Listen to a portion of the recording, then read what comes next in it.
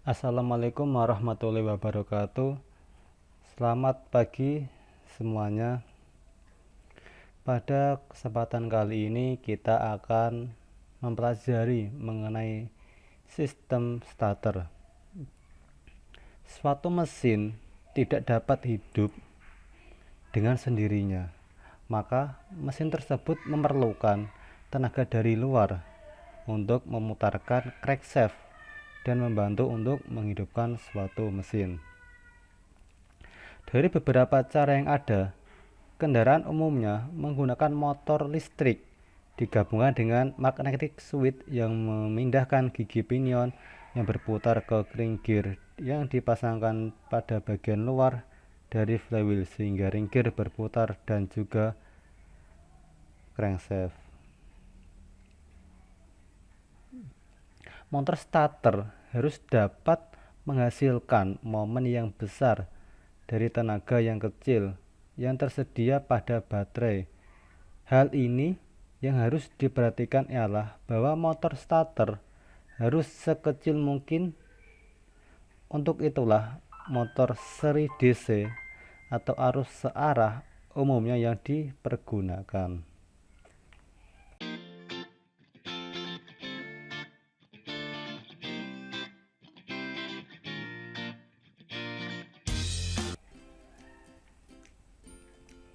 Nah, seperti yang sudah Bapak bilang tadi, fungsi motor starter yaitu untuk memutar poros engkol untuk menghidupkan mesin pada awal permulaan.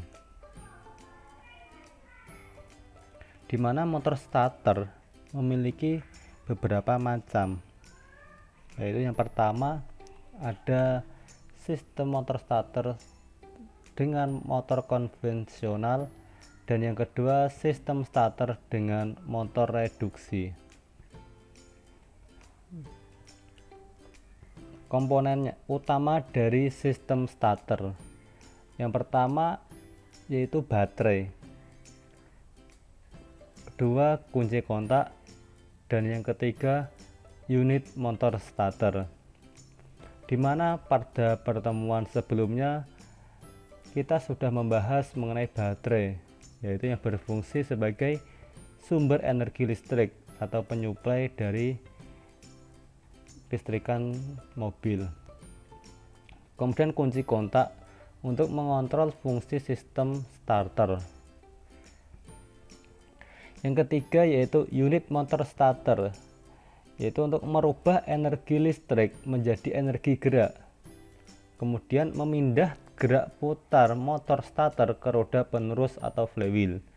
Dan yang ketiga mencegah roda penerus memutar motor starter saat mesin sudah hidup. Untuk tata letak pada kendaraan itu bervariasi tergantung dari jenis kendaraan tersebut. Pada umumnya baterai biasanya terletak pada posisi depan, bisa di depan kiri atau depan kanan. Juga ada motor starter dan magnetic switch yang menjadi satu, posisinya di belakang mesin atau di dekat transmisi. Kemudian ada neutral start switch dan juga ignition switch, kunci kontak.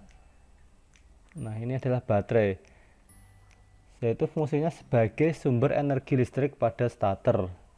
Ini adalah konstruksi dari baterai, ada terminal baterai, kotak baterai, ada selnya, ada plat, ada elektrolit cairannya, ada separator dan lainnya. Ini sudah Bapak jelaskan pada pertemuan sebelumnya.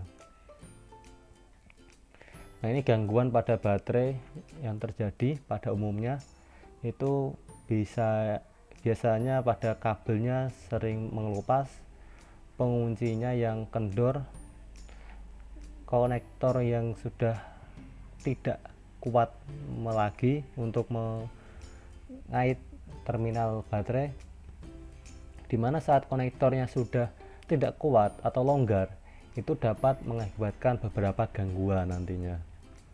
Kemudian ada pemeriksaan dari terminal baterai, baik dari positif maupun negatif, apa sudah terjadi corrosion atau sudah terjadi kerak. Kemudian juga kita melakukan cek kualitas dan kuantitas dari elektrolit, bisa melihat dari garis upper dan lower. Kemudian juga kita mengecek kotak baterai, di mana apakah sudah terjadi keretakan, kebocoran, atau lain sebagainya. Untuk semuanya sudah Bapak jelaskan pada materi sebelumnya. Nah, ini selanjutnya yaitu jenis motor starter, yaitu yang pertama tipe konvensional. Ini komponennya ada magnetic switch atau biasanya disebut solenoid, kemudian ada plunger-nya bagian tengah, ada shift lever, ada overrunning clutch, ada pinion gear, ada ring gear, ada motor armatur, dan juga banyak lagi nantinya, ada brushnya, ada sikatnya, dan lain sebagainya. Kemudian unit motor starter, ini tipe reduksi, dimana perbedaannya sama dengan tipe konvensional, yaitu terletak pada konstruksinya, dimana untuk tipe reduksi magnetic switch ini sejajar dengan pinion gear, sedangkan motornya di atas dan disambungkan dengan gigi gear, bukan dengan shift lever seperti yang ini, seperti yang tipe konvensional. Kalau konvensional kan yang sejajar dengan pinion gear itu wheel coil-nya atau motor armaturnya. Untuk cara kerjanya itu sama. Ini untuk starter reduksi jenis planetary. Nah, bedanya lagi ini ada konstruksi gear planetary.